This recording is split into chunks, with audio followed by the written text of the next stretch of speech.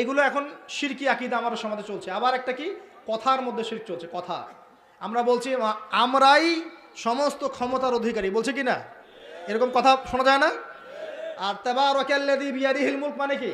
বরকতময় সেই সত্তা যার হাতে সমস্ত ক্ষমতা, রাজত্ব। তাবারাকাল্লাযী বিয়াদিহিল মুলক, তিনি বরকতময় সত্তা যার হাতে সমস্ত ক্ষমতা। আমরা বলি লা হাওলা ওয়ালা কুওয়াতা ইল্লা বিল্লাহ, কোনো শক্তি সামর্থ্য নাই কে ছাড়া?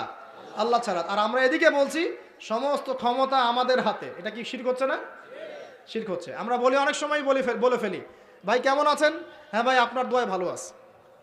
আপনি কি আমার দোয়ায় ভালো আছেন? আপনাকে বলতে হবে যে আলহামদুলিল্লাহ, আল্লাহর ইচ্ছায় অতঃপর আপনার দোয়ায় ভালো আছে। কথা খুব সাবধানে। আলহামদুলিল্লাহ, আল্লাহর ইচ্ছায় এবং অতঃপর আপনার দোয়ায় ভালো আছে। অতঃপর বলতে হবে, অতঃপর, এবং না, অতঃপর।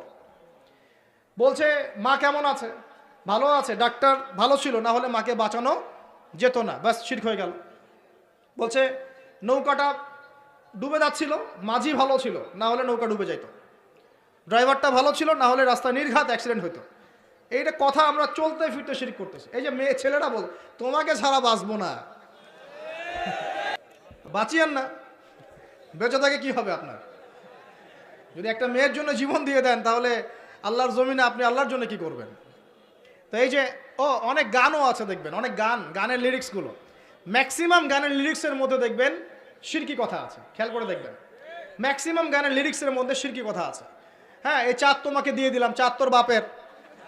হ্যাঁ, তোমার জন্য তারা ছিনিয়ে এনে নিব, তারা কি তোর বাপের? তারা চাইলে ছিনিয়ে আনতে পারবে। মানে অনেক ক্ষেত্রে শিরক হচ্ছে।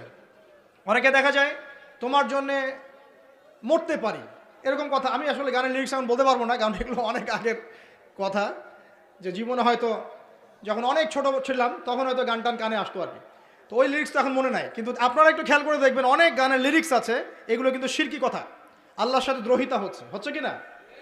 তো এই কথায় তিনটা ক্ষেত্র বললাম, কথায়, কাজে এবং চিন্তায়। এই তিনটা ক্ষেত্রে মুসলিম সমাজের মধ্যে এখন শিরক বিরাজ করছে।